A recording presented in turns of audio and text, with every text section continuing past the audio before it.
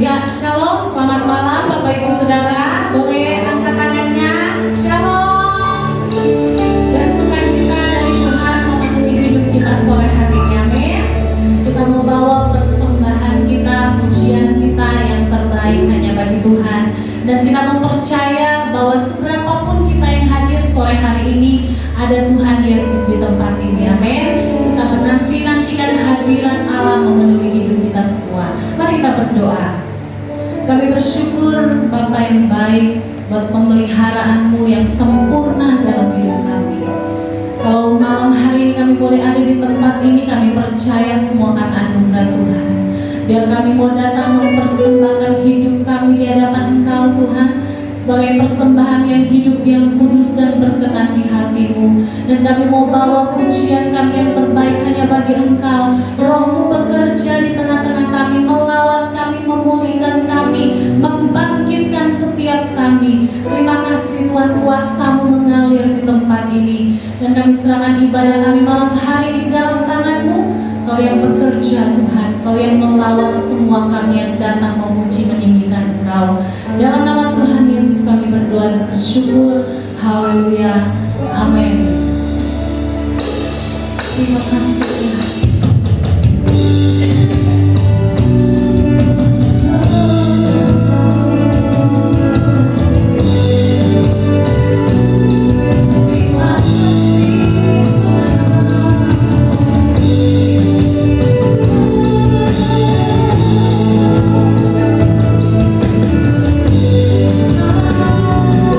Oh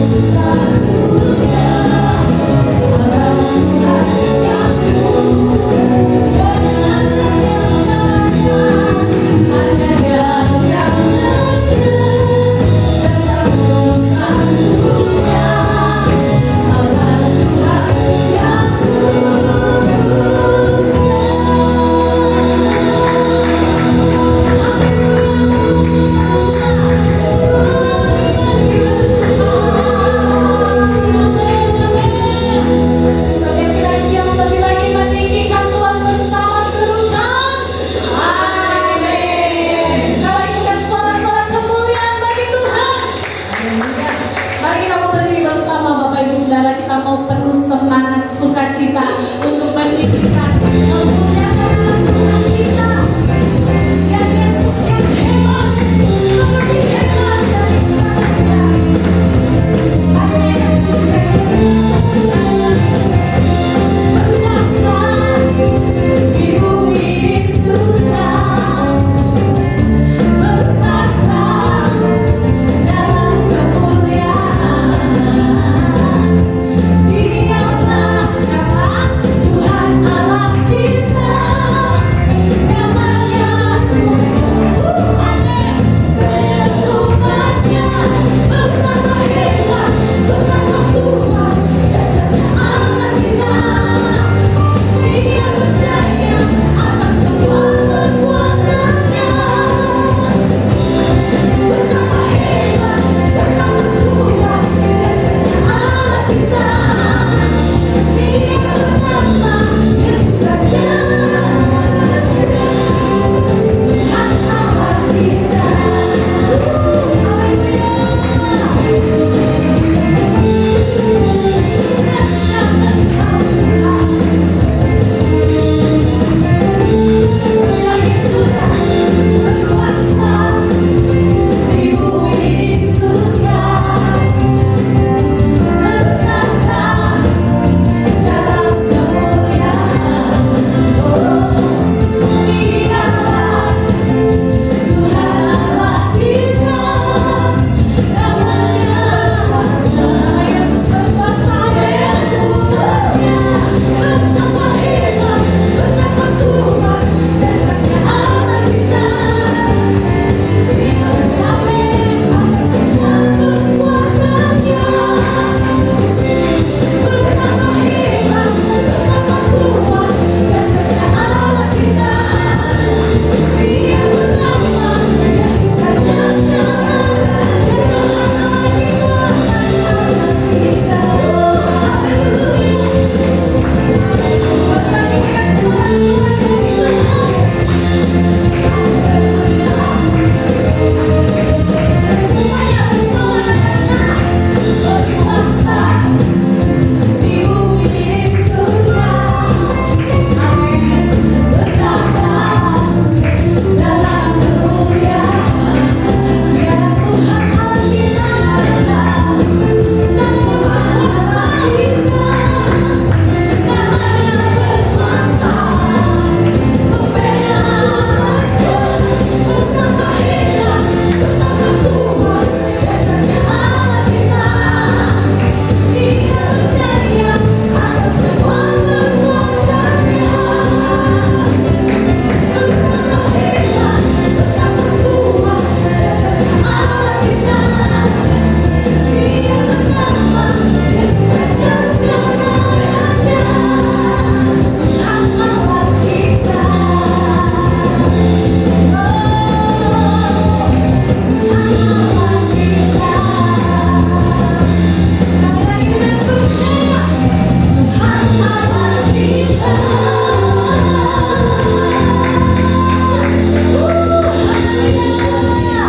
Selamat duduk kembali Bapak Ibu Saudara. Sungguh Dia Tuhan Yesus yang hebat, amin. Dia Tuhan Yesus yang ajaib, karena Dia satu-satunya Allah yang mati, bangkit, naik ke surga, dan Dia menyediakan tempat yang terindah bagi setiap kita yang mau taat setia mengiring Tuhan Yesus, amin. Oleh sebab itu, mari percaya Bapak Ibu Saudara, ketika engkau memuji Tuhan dalam perkataanmu, firman Tuhan berkata ada kuasa. Kalau engkau memperkatakan aku sembuh, kita pasti sembuh, amin. Oleh sebab itu, mari kita mau terus memuji-muji Tuhan. Kita mau terus membawa pujian kita dengan segenap hati. Pengagungan kita hanya bagi Dia Allah yang hidup, yaitu Yesus Kristus Tuhan kita. Mari percaya firman-Nya sanggup mengubahkan setiap hidupmu. Haleluya. Firman-Mu berkata Kau besertaku. Amin. Maka kuat roh dan jiwaku. Tangan-Mu Tuhan selalu ku nantikan.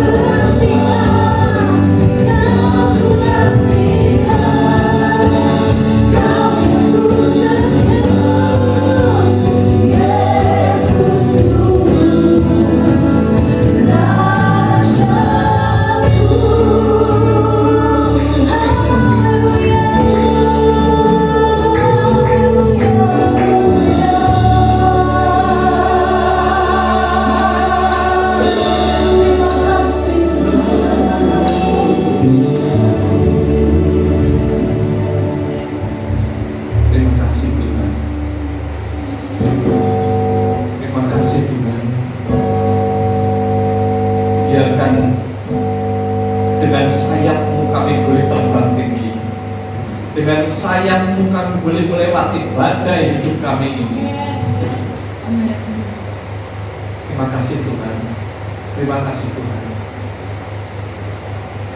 Berfirmanlah malam ini lewat anak-Mu ini Tuhan, dan biarkan setiap telinga yang mendengar boleh menjadi tanah yang subur, sehingga setiap benih firman yang ditaburkan boleh tumbuh di dalam hidupnya. Terima kasih Tuhan. Di dalam nama Tuhan Yesus kami berdoa dan mengucap syukur. Amin.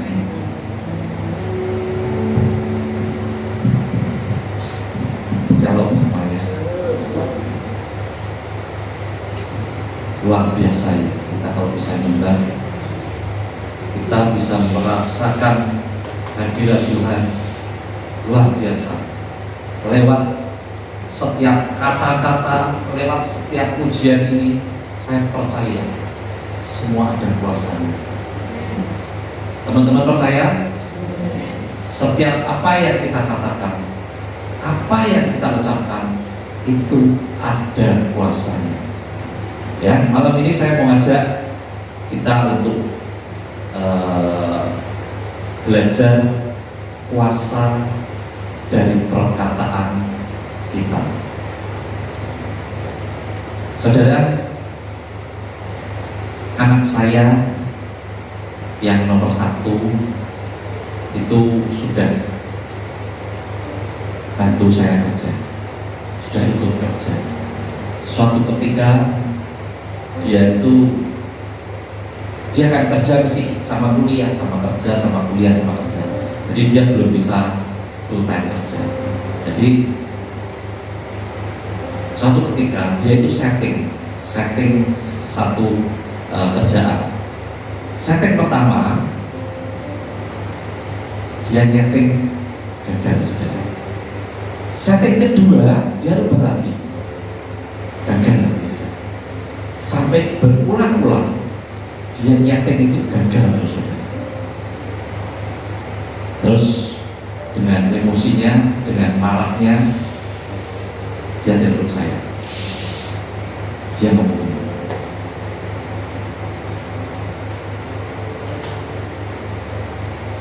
"Wes Tommy, aku kesel.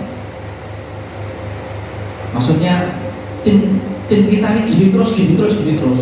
Wes Tom, nek ada orang sih datang, wes dia minta angka sekian, dia sampai nyebut angka tertentu. Wes tak ambil." Dengan kemarahannya dia itu tak ambil. Loh kenapa? Daripada ini terus, ini tidak bisa, itu tidak bisa, ini tidak bisa, itu tidak bisa. Dia ngomong, wes lah. Dia sampai nyebut angka itu. Saudara,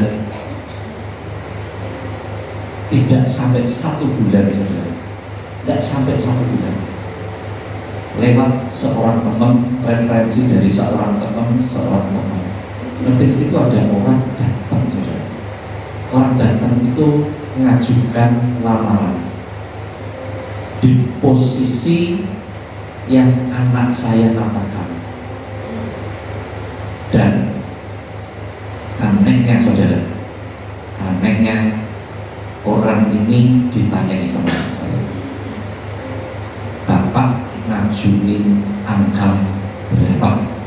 Ya, setiap wawancara itu mesti Bapak ngajuin angka berapa. Dan orang ini ngomong, "Pak, maaf ya, saya lagi ada kebutuhan ini, sehingga saya harus mendapatkan angka sekian." Sama anak saya ditanya nih, "Kalau kurang gimana?" "Tidak bisa Pak, saya kalau di bawah itu saya tidak bisa untuk ini." Dan saudara ngerti, angka yang diomongkan orang ini persis angka yang jadi letupan emosi anak saya.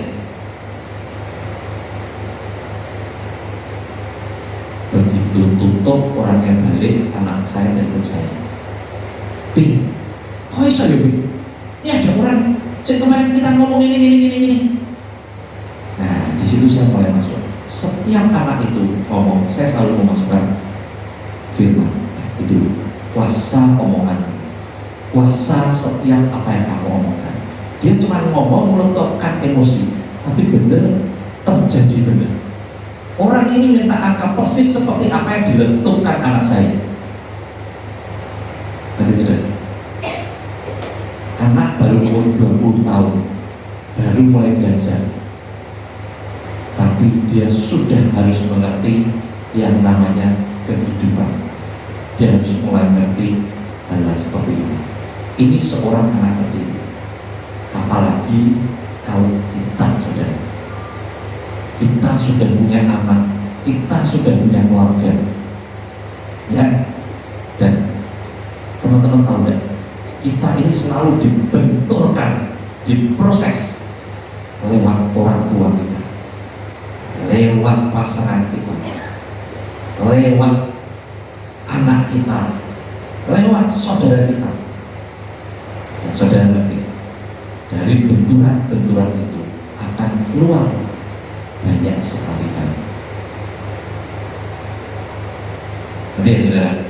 Jadi maksud saya, di saat kita ini dibenturkan, kita ini keluar yang namanya kemarahan, emosi. Di saat kita emosi, ada apa yang kita katakan, kita omongkan, itu bisa keluar dari apa yang kita inginkan. Nanti, saya ini sayang sama orang tua saya, tapi nek saya lagi marah sama orang tua saya bisa maki-maki dulu. Ini kan sesuatu yang bertolak belakang. Jadi ini sayang, tapi kok marah-marah? Nah, ini bisa. Kita boleh marah, tapi kita harus ngerti apa yang kita katakan, apa yang kita ucapkan itu mengandung doa. Ini doa buat siapa? Ya apa yang kita katakan. Saudara ingat nggak? Dua minggu lalu saya bawain firman tentang alat lain. Salah satunya saya cerita tentang Rahel yang membawa terafim. Masih ingat? Ada yang ingat? Yang ingat dapat sepeda. Ya, jadi gini saudara, saya mau ngulang cerita ini. Tolong Kejadian 31 ayat 30 sampai 32. Ya, saya cerita dulu sebelumnya aja. Jadi sebelum kita baca, saya cerita sebelumnya. Jadi waktu Yakub keluar dari tempatnya Laban, Padan Aram namanya tempat itu. Ya, waktu dia keluar dari tempat itu, dia bawa Rahel, dia bawa Lea, dan dia bawa semua anak-anak dan hartanya. Tapi dia itu tidak tahu kalau seorang Rahel itu mencuri terafim milik Yakub. Milik Laban, sorry. Wah, hebat. Dan tidak ngantuk. Ya, jadi Rahel itu mencuri terafim dari ayahnya. Terafim adalah lambang sesembahan berhala di Israel. Lah, tapi masalahnya Yakub ini tidak tahu kalau Rahel ini nyuri. Tapi Laban tahu kalau terafimnya diambil, tapi dia tidak tahu yang ambil siapa. Kita baca di yuk kita baca bareng-bareng. Ya. Maka sekarang kalau memang engkau harus pergi semata-mata karena sangat rindu ke rumah ayahmu, mengapa engkau mencuri dewa-dewaku? 31. Lalu Yakub menjawab Laban, aku takut karena pikirku jangan-jangan engkau merampas anak-anakmu itu daripadamu. 32. Tetapi, nah ini, pada siapa engkau menemui dewa-dewamu itu, janganlah ia hidup lagi. periksalah di depan saudara-saudara kita segala barang yang ada padamu dan ambillah barangmu. Sebab Yakub tidak tahu bahwa Rahel yang mencuri terafim itu. Nah, parkir di sini dulu ya, saudara. Waktu Yakub dituduh, apa reaksinya dia? Karena dia tidak merasa mencuri, marah dia. Kenapa? Wong aku kira nyolong, kok dia berani nyolong? Ya, itu saya ngomong tidak usah Yakub. Kita pun semua pun kalau dituduh, aku tidak ngamuk pasti. Wong kadang tidak dituduh dan saya sudah ngamuk, apalagi dituduh. Ya, jadi Yakub ngomong apa?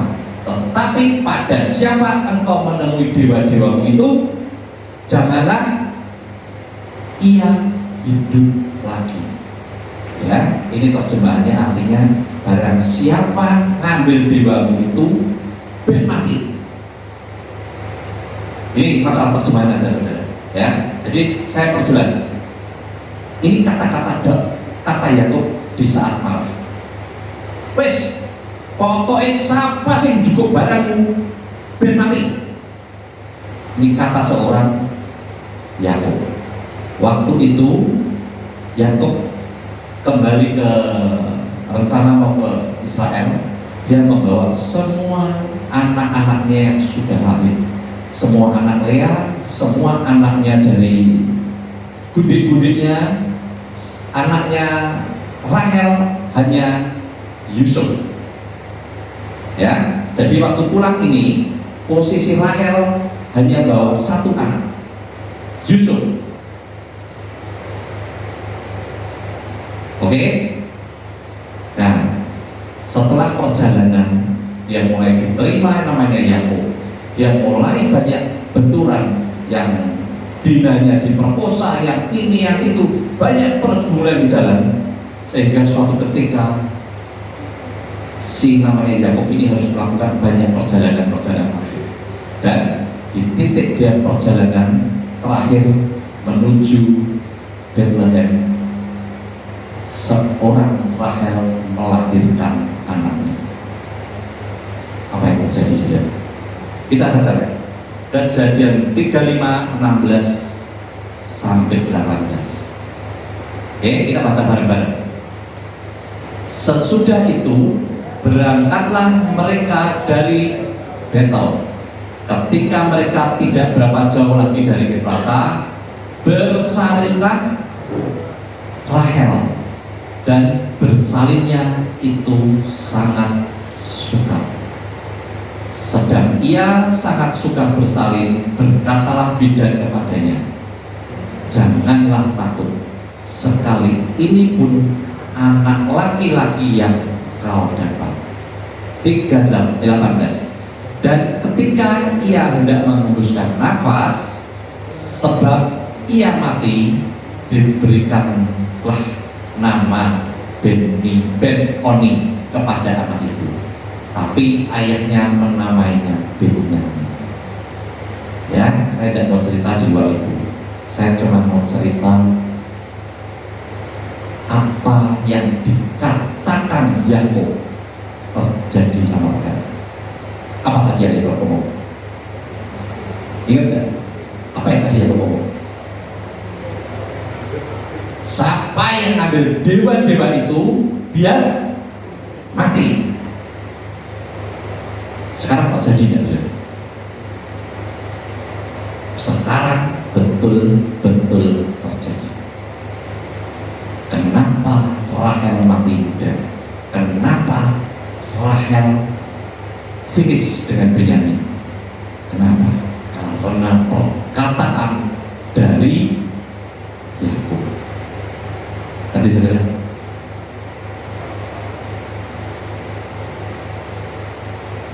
ya, jadi hati-hati saudara, hati-hati sama yang namanya perkataan. Apa yang dia omongkan bisa terjadi. semua diawali dari kemarahan Yakub. Kata-kata yang paling berbahaya di saat kata-kata ini diawali dari kemarahan. Ya, saya tadi sudah cerita. Satu anak saya, satu Yakub. Ya, sekarang saya mau cerita satu contoh lagi. Kita siapin di 2 Samuel 12 ayat 6 ya, Rek. Saudara ingat waktu Daud berdosa, ada yang negur enggak? Ada yang tahu? Waktu Daud jatuh dalam dosa, ada seorang nabi datang menegur dia, namanya Nabi Nathan. Ya, Nabi Nathan itu menceritakan ada satu orang kaya, satu orang miskin. Orang kaya ini punya banyak kambing, tapi orang miskin ini hanya punya satu. Suatu ketika orang kaya ini punya tamu. Siapa yang dikorbankan menurut Daud? Siapa yang harus dikorbankan? Ya harus dari duit toh. Tapi orang kaya ini ngambil orang miskin yang hanya punya satu budak. Begitu Daud diceritani itu, dia dikasih perumpamaan. Apa respon Daud? Kita baca di 2 Samuel 12 ayat 6. Ya, kita baca bareng-bareng. Dan anak domba betina itu harus dibayar gantinya berapa kali? 4 kali lipat. Kenapa? Karena ia telah melakukan hal itu, dan oleh karena ia tidak kenal belas kasih. Ya, ini kita keep dulu. Saudara, setelah kejadian ini, yang terjadi apa, saudara? Setelah perselingkuhan ini, yang terjadi apa? Batsyeba hamil. Ya, singkat cerita, Batsyeba hamil. Apa yang terjadi, saudara? Di saat Batsyeba ini hamil, apa yang terjadi? Akhirnya Batsyeba punya anak. Apa yang terjadi sama ini? Anaknya mati. Betul? Ya, anak Batsyeba mati. Tapi Daud sudah mati karena di sini sudah dikatakan anak mau pasang. Oke? Terus, saudara, Daud itu punya anak lagi namanya Amnon. Ya, Amnon ini suka sama adik tirinya dia. Adik tirinya dia itu namanya Tamar. Oke? Tamar ini adiknya Absalom. Anggap dulu ya. Amnon suka sama adik tirinya. Adik tirinya namanya Tamar. Tamar ini adiknya Absalom. Singkat cerita, Tamar ini Amnon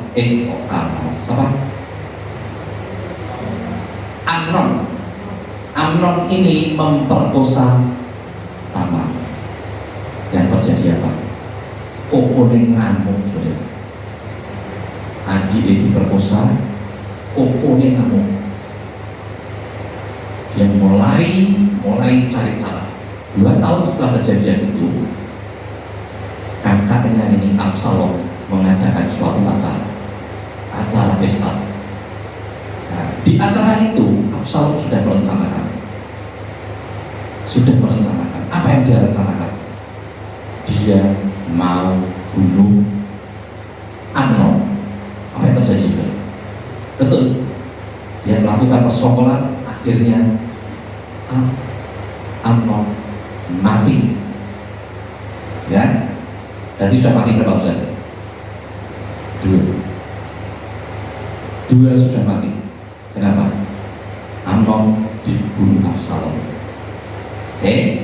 Setelah itu Absalom lari karena dia takut dia lari Megan, saudara. Megan bla bla bla, setelah sekian lamanya akhirnya dia diundang pulang sampai rumah, sampai di kerajaan. Dia tidak happy karena dia tidak happy dengan ayahnya. Banyak cerita dan lain-lainnya. Akhirnya apa? Akhirnya Absalom berpikir untuk memberontak. Setelah Absalom berpikir memberontak, karena Daud ini anak dari bapak, ya, dia berani lawan Goliat, tapi lawan anak tidak berani, saudara. Kalau dia lawan, saya jamin pasti menang Daud. Kenapa? Dia punya perwira, dia punya kekuatan. Tapi Daud lawan, saudara. Dia menghindari. Kenapa? Dia mau menghindari pertumpahan darah. Tahu, saudara, maksudnya dia mau menghindari pertumpahan darah. Ya, singkat cerita, dia punya panglima yang namanya Yoab. Yoab itu anak dari kakaknya Daud juga, ya. Dialah panglimanya Daud. Suatu ketika benturan itu tidak bisa dihindari, sehingga Daud sudah ngomong, pokoknya perlakukan anakku ini jangan sampai ada apa-apa. Tapi saudara, apa yang terjadi? Yang terjadi, Yoab tetap membunuh Absalom. Dia melihat yang namanya Absalom naik kuda, kecantol, saudara, kecantol pohon. Wah, diambil lembing, dibunuh. Akhirnya matilah. Biarpun Daud sudah menghindari, tapi akhirnya tetap yang terjadi apa? Matilah anak ini, 3 orang. Oke, ya. Satu lagi saya mau cerita, namanya Adunia. Saudara tahu Adunia? Adunia itu salah satu anak Daud yang di saat masa tuanya Daud, dia itu mau menjadikan dirinya seorang raja. Dia bersekongkol, gawe buat rekayasa supaya dia bisa menjadi raja. Dia ngajak Yoab. Nah, ini Yoab ini juga diajak Adunia. Dia melakukan banyak hal, ambil imam-imam. Dia mengangkat dirinya sendiri. Tapi saudara, yang terjadi berbeda. Tuhan tetap menginginkan Salomo jadi raja. Selesai, tidak apa. Sudah finish kan? Sudah. Tahu-tahu Adunia ini minta. Sudah selesai semua. Salomo mengampuni juga. Salomo tidak mau ada pertumpahan darah. Salomo tidak mau dia menjadi seperti seorang Daud yang tangannya penuh darah. Akhirnya apa? Dia tidak bunuh Adunia. Dia tahu Adunia ini potensi berontaknya itu gede, tapi dia tidak bunuh. Tapi tidak tahu kenapa yang namanya Adunia kok minta. Sudah tidak ada apa-apa, Adunia ini minta mengajukan apa? Dia minta seorang Abisag. Abisag ini seorang gadis Sunem yang dulu nemeni Daud di masa tuanya. Diminta. Ngamuk saudara, Salomo akhirnya apa? Dibunuh Adunia. Jadi apa yang terjadi? 4 anak meninggal. 4 anak Daud meninggal. Kita baca lagi ayat ini, ya. Dan anak domba betina itu harus dibayar gantinya berapa kali? 4 kali. Persis, saudara. Dibayar 4 kali karena ia telah melakukan hal itu, ya. Jadi apa yang diomongkan, dia tidak akan berpikir kalau itu akan 4 kali itu buat tanahnya. Dia berpikir itu kenapa? Karena kok ono yo jahatnya kok ono yo, dia kudu ganti mek papat. Ternyata yang ganti dia sendiri. Apa yang dia katakan, apa yang dia ucapkan terjadi, saudara. Jadi saudara,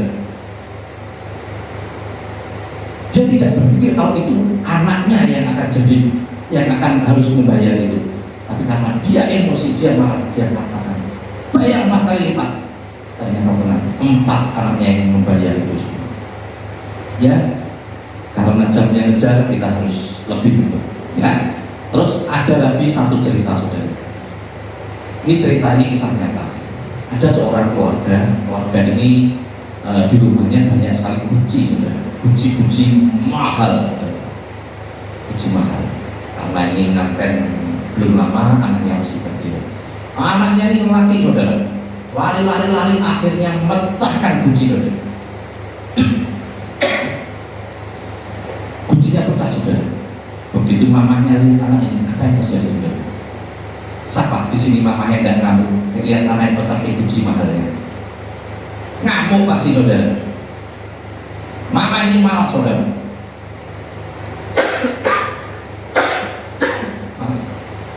Marah dia, maki-maki anak ini, maki-maki dimarahin. Wah, itu anak yang ngerti barang mahalnya kayak apa. Wes, kalau ben mati osisan, ambekan omah. Oh, saudara. Setelah itu berjalan, anak ini berjalan sampai gede. Singkat cerita, anak ini jadi anak yang pintar. Dia masuk jadi insinyur sipil. Dia kerja di bangunan. Karena dia disiplin, dia harus banyak ngontrol yang namanya bangunan. Suatu ketika dia mengontrol bangunan yang dia garap, saudara. Dan saudara tahu yang terjadi di saat dia mengontrol bangunan itu ada yang ambruk, saudara. Dan anak ini mati, saudara. Mati apa? Mati kecepet bangunan yang dia. Begitu mamahnya dengar, mamahnya tahu, nangis, saudara. Sehabis-habis. Kenapa? Dia cuma punya anak satu. Setelah dipeti, dia baru mulai ingat. Dia ingat apa? Waktu kecil dia pernah menyumpai anaknya. Anak ini disumpahi sedemikian rupa. Kadang, saudara, kita itu di saat kita emosi, kita marah, ya, di saat kita marah, kita emosi, banyak kata-kata, banyak keluar yang sesuatu yang tidak perlu. Jadi saudara, ingat saudara, kalau kita lagi ngamuk, emosi, lebih baik diam dulu.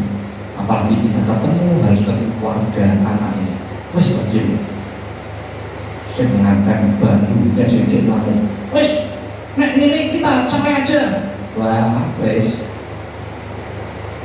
Awalan berantem sudah membuka, wes cerai aja. Wah, sudah wes, sudah diawali seperti ini. Ingat saudara, ini akan jadi hukum. Ini akan jadi kata-kata, ini akan jadi doa. Ya aku dinya bener, aku nggak duwe kok, aku melarat kok. Wah, ya sudah. Inilah saudara. Ngerti saudara? Di saat kita kesenggol, kita sensi.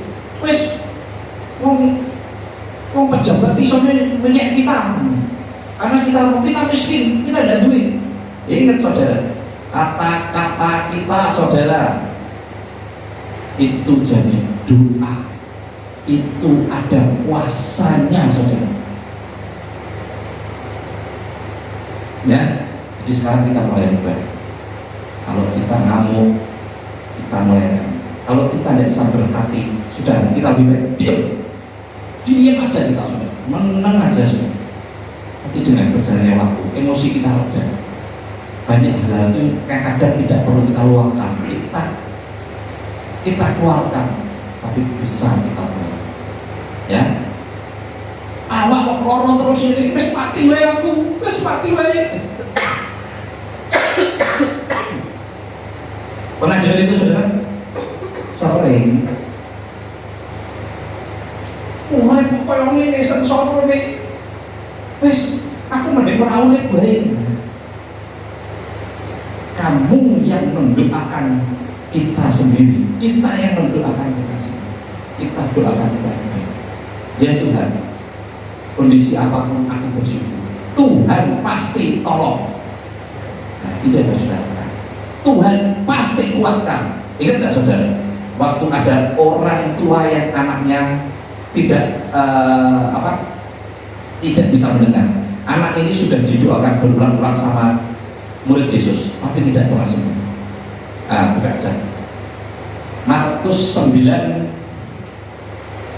22-23 ya. Tetapi Yesus berpaling dan memandang dia serta berkata, teguhkanlah hatimu hai anakku, imanmu telah menyelamatkan engkau. Maka sejak saat itu sembuhlah perempuan itu. 23. Saya ini salah kan?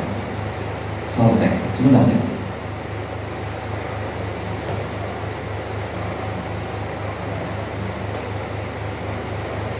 Sudah, tidak usah pakai itu. Jadi tak ceritain aja gini. Tak ceritain gini. Orang ini minta Tuhan menyembuhkan, ya. Tapi dia cuma ngomongnya gini. Jika engkau dapat, sembuhkanlah anakku. Ini dia ngomong gini. Setelah anak ini tidak bisa sembuh, anak ini banting-banting, anak ini mau dimasukkan pula masuk dalam perapian sama iblisnya. Orang ini sudah putus asa. Ngomong gini. Jika engkau dapat, engkau akan menyembuhkan anakku.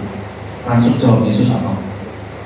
Yesus ngomong gini, katamu jika engkau dapat, artinya apa? Tuhan mau memastikan, oh kamu tidak yakin toh.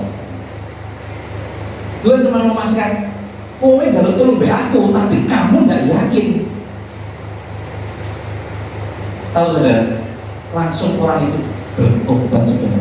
Ya Tuhan, aku percaya. Dan dalam pertobatannya dia ngomong, ampunilah aku orang yang tidak percaya ini. Artinya apa? Dia bertobat. Yang dari tidak percaya menjadi percaya. Saudara, kalau kita percaya, katakan dalam mulut kita. Kalau kita percaya Tuhan bisa tolong, katakan saudara. Jangan mengutuki, jangan mendoakan kita yang tidak baik. Kadang kita lagi dalam masalah, kita lagi dalam kesesakan, tapi percaya Tuhan punya rencana yang kita nyembah lagi. Ya saudara, ada saatnya kita harus marah, betul. Ada saatnya kita harus berduka, tapi bukan berarti di saat kita marah, di saat kita berduka, kita harus meletupkan kata-kata yang jadi doa buat kita, saudara. Ya, kadang kita capek saudara, kita melayani, kita sudah capek, kita malah kadang cuma dapat dimarahin kok. Kadang banyak hal saudara yang tidak enak buat kita, tapi percaya saya, Tuhan punya rencana, Tuhan lagi bentuk kita sehingga kita lebih indah di depan Tuhan. Ya, saya ajak teman-teman berdiri semua.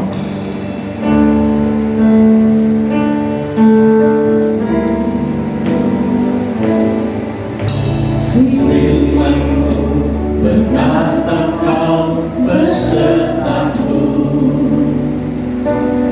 maka kuat roh dan jiwaku. Tanganmu Tuhan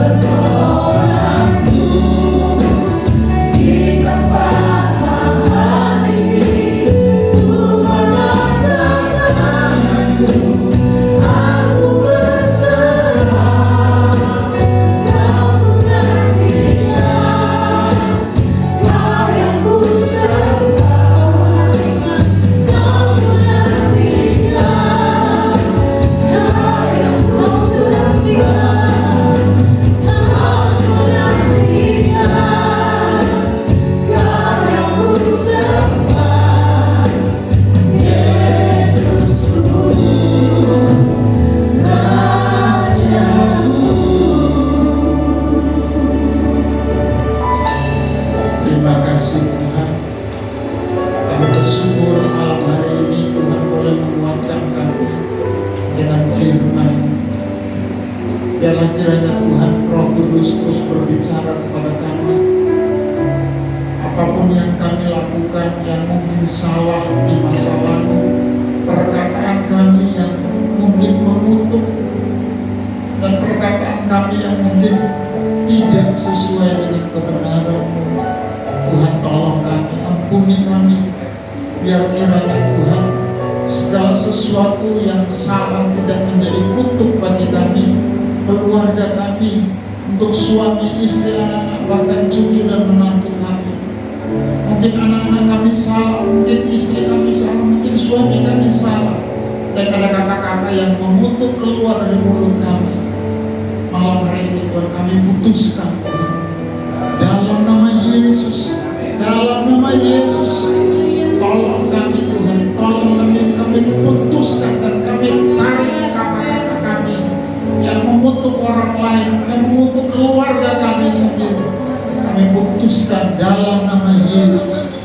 Biarlah kiranya Tuhan ada pengampunan bagi kami, ada pengampunan bagi keluarga kami, bagi anak-anak kami, bagi cucu menantu kami, dan mungkin bagi saudara-saudara seiman kami. Terima kasih Tuhan buat firman-Mu. Tanamkan firman-Mu dalam hati kami, supaya apapun Tuhan yang kami perkatakan, biarlah semuanya adalah kata-kata yang penuh dengan berkat, sehingga orang-orang di sekitar kami mengalami mujizat dan berkat Tuhan melalui perkataan kami. Terima kasih Tuhan, terima kasih. Kau berkati hamba-Mu Pak Hari yang sudah melayani kami malam hari ini.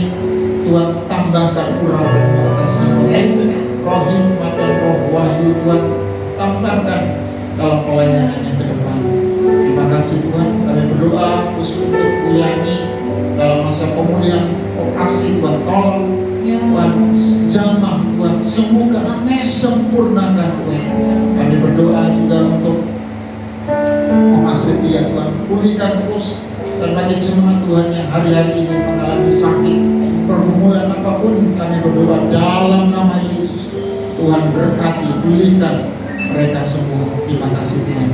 Berkat teman-teman kami yang sudah melayani di musik, worship leader, singer, dan juga berkati Anda yang sudah menjemput jemaat-jemaat, semua penerima tamu juga Tuhan berkati semua, dan berkati setiap persembahan yang kami beri Tuhan, biarlah semuanya untuk kemuliaan nama Tuhan.